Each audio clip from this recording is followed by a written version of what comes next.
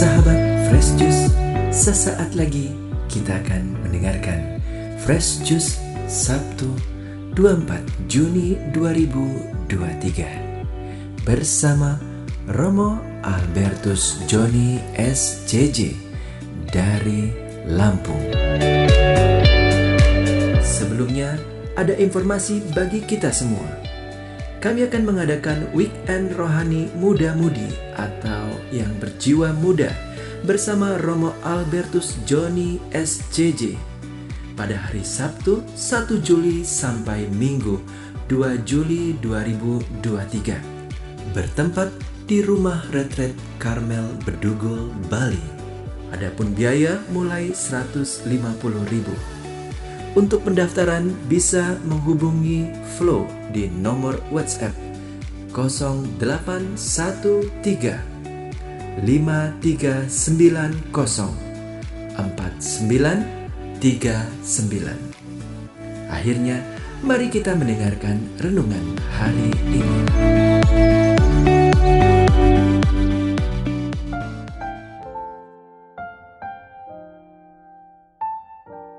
Sahabat Daily Fresh Juice yang diberkati Tuhan, salam Fresh Juice.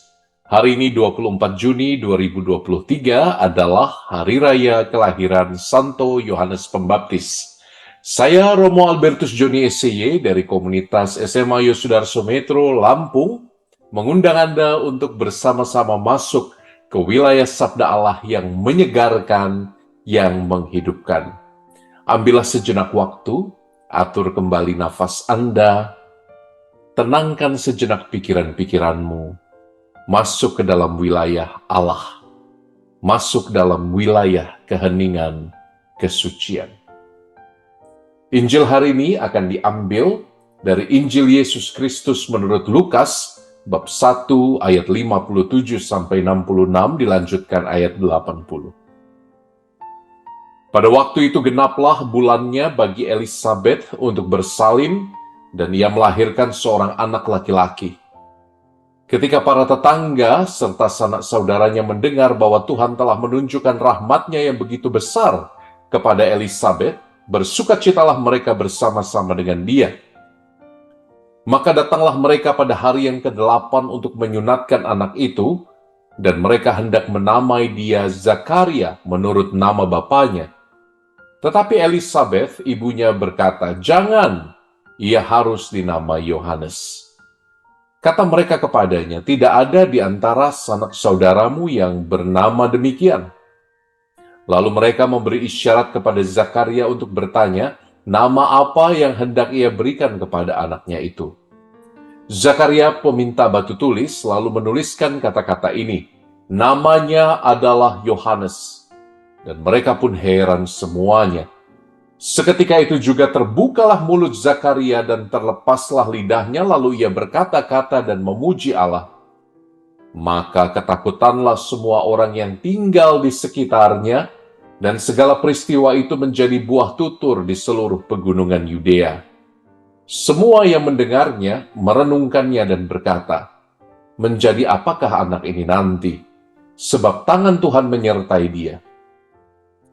Anak itu bertambah besar dan makin kuat rohnya. Ia kemudian tinggal di padang gurun, sampai tiba harinya ia harus menampakkan diri kepada Israel. Demikianlah Injil Tuhan. Terpujilah Kristus. Sahabatku yang diberkati Tuhan, sekali lagi salam Fresh Juice. Romo ingin berkisah dulu. Ketika beberapa tahun yang lalu saya bertugas di pedalaman Sumatera bagian selatan, saya menemukan kondisi medan yang sangat menantang. Di Keuskupan Tanjung Karang banyak imam yang bertugas di daerah yang sulit dengan medan jalan yang luar biasa berlumpur, harus mengalami terik matahari dalam pelayanan merayakan Ekaristi. Karena umat di Keuskupan Romo saat ini banyak di daerah diaspora. Umatnya tersebar di banyak tempat yang kita namakan stasi. Dan kalau hari Jumat, kita biasanya sudah mulai keliling untuk merayakan Ekaristi bersama umat di tempat-tempat yang cukup jauh. Di beberapa stasi praktis kita hanya bisa naik motor atau berjalan kaki karena memang lumpurnya terlalu dalam. Walaupun lelah, walaupun berkeringat, dan medan sangat menantang, saya merasakan sukacita tersendiri ketika melayani umat di stasi-stasi menjauh di dalam Sumatera ini. Dengan kaki yang penuh lumpur, kadang-kadang saya harus bertelanjang kaki karena, sendal yang biasanya saya bawa itu terjepit di dalam lumpur dan terlalu susah untuk ditarik.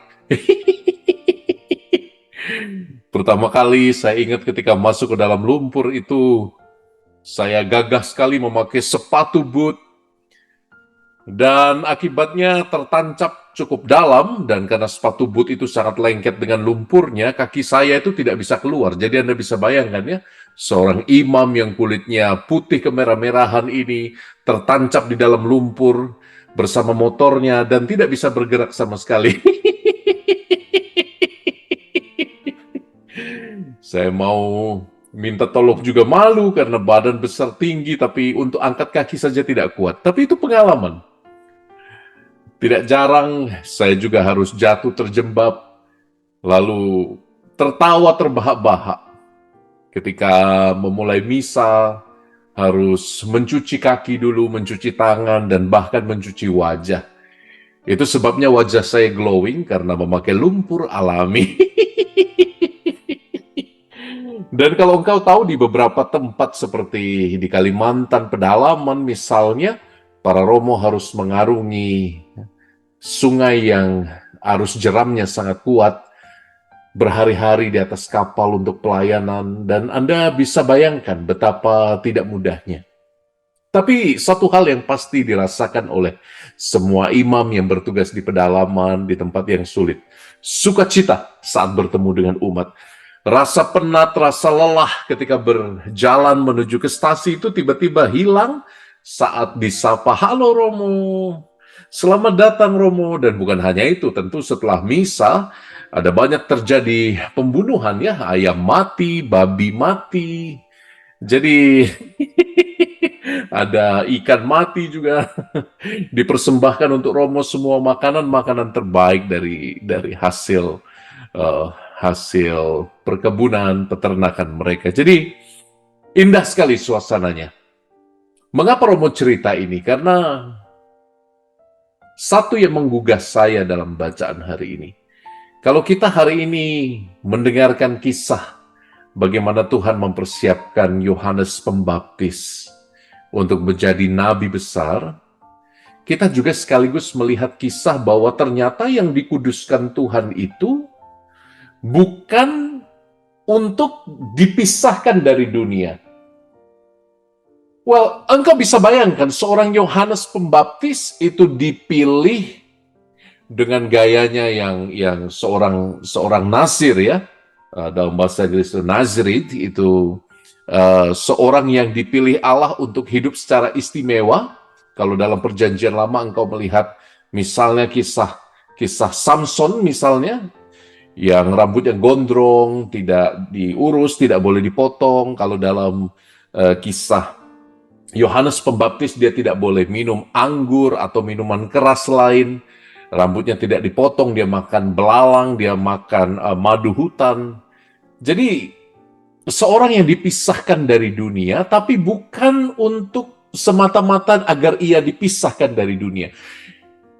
Dalam konteks Yohanes Pembaptis, mengapa dia sangat istimewa?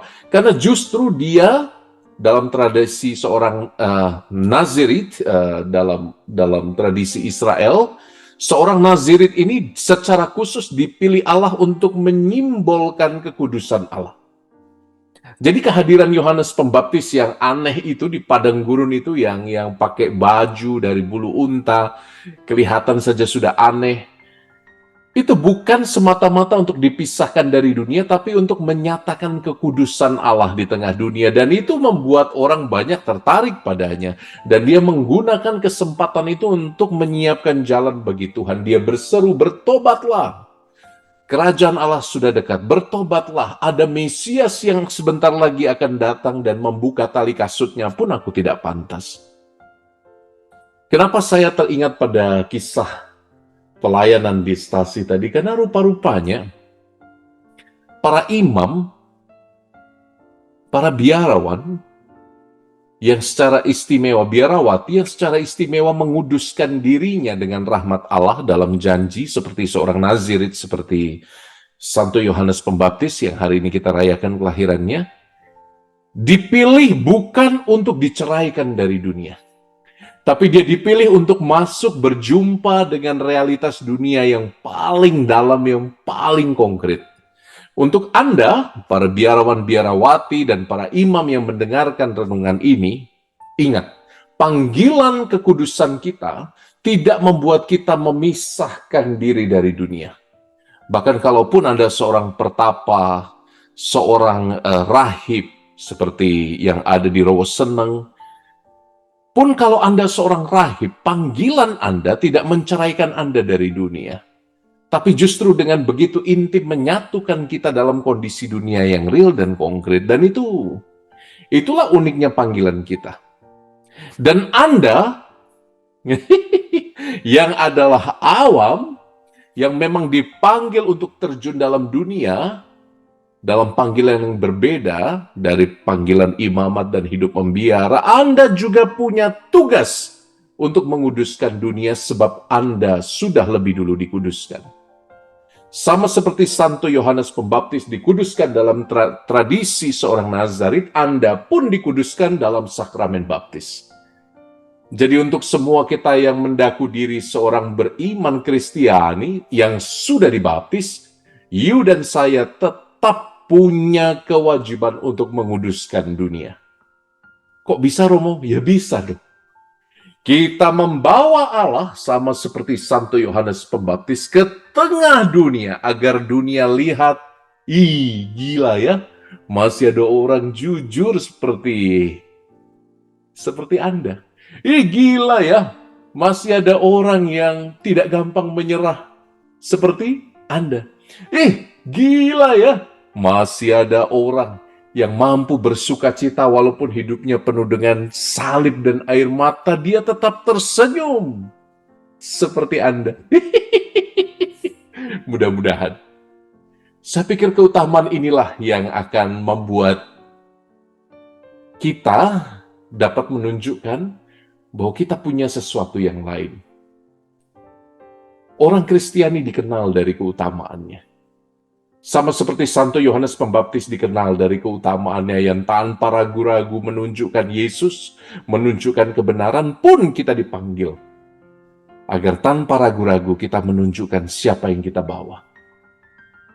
Lihat, dalam tindakanku aku akan memberi kesaksian, inilah anak domba Allah. Panggilan kita bukan memberi kesaksian.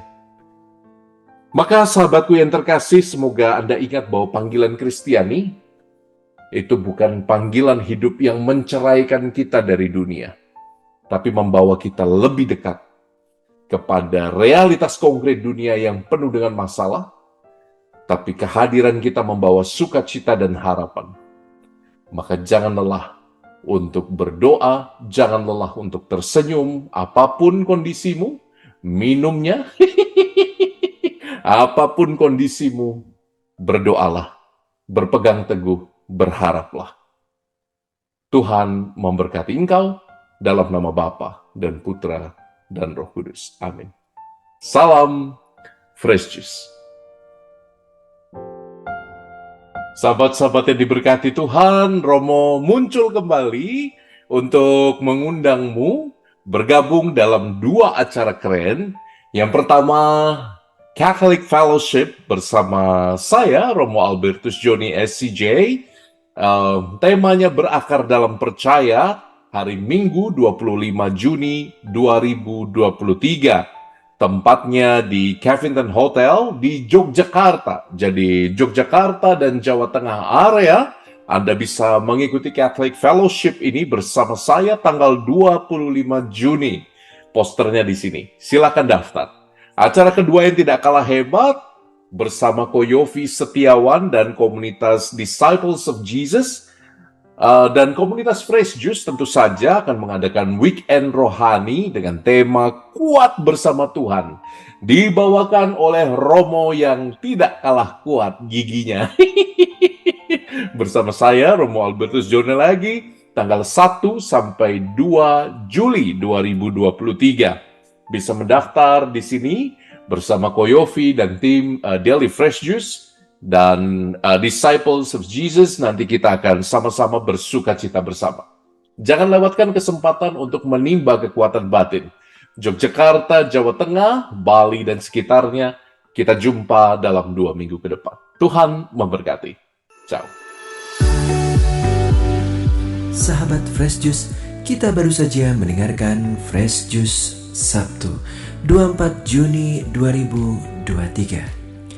Terima kasih kepada Romo Albertus Joni untuk renungannya pada hari ini.